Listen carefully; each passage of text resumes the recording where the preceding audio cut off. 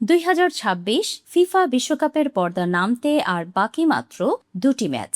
তার ঠিক আগেই মর্যাদার লড়াইয়ে বিশ্বকাপের তৃতীয় স্থান নির্ধারণী ম্যাচে শনিবার বাংলাদেশ সময় রাত 3টায় মিয়ামির হার্ড রক স্টেডিয়ামে মুখোমুখি হতে যাচ্ছে ইউরোপের দুই চিরপ্রতিদ্বন্দ্বী পরাশক্তি ফ্রান্স ও ইংল্যান্ড। সেমিফাইনালে হেরে ফাইনালের স্বপ্ন চূর্ণ বিচূর্ণ হওয়ার পর দুই দলই এখন অন্তত ব্রোঞ্জ মেডেল বা তৃতীয় স্থানটি নিজেদের করে নিয়ে টুর্নামেন্ট শেষ করতে চায়। স্পেনের গতিশীল ফুটবলের কাছে হেরে বিদায় নিয়েছিল ফ্রান্স, আর অন্যদিকে আর্জেন্টিনার বিপক্ষে প্রথমার্ধে এগিয়ে থেকেও শেষ পর্যন্ত মেসির জাদুতে 2-1 গোলে হেরে ফাইনালের সুযোগ হাতছাড়া করে ইংল্যান্ড। তবে ফাইনাল খেলতে না পারার কারণে এই সান্ত্বনার ম্যাচ নিয়ে দুই শিবিরেই খুব একটা উচ্ছ্বাস কিন্তু দেখা যাচ্ছে না। কিন্তু কেন?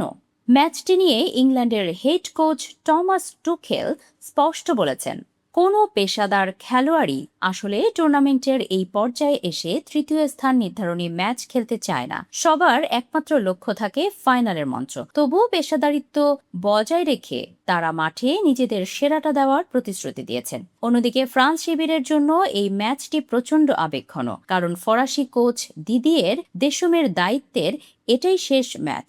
দীর্ঘ 14 বছরের সফল ফরাসি অধ্যায়ের ইতি টানার আগে অন্তত একটি জয় দিয়ে বিদায় নিতে চান তিনি। দেশমের অধীনেই ফ্রান্স 2018 সালে বিশ্বকাপ জিতেছে, 2022 সালে রানার্স আপ হয়েছে এবং এবারও শেষ 4-এ জায়গা করে নিয়েছে।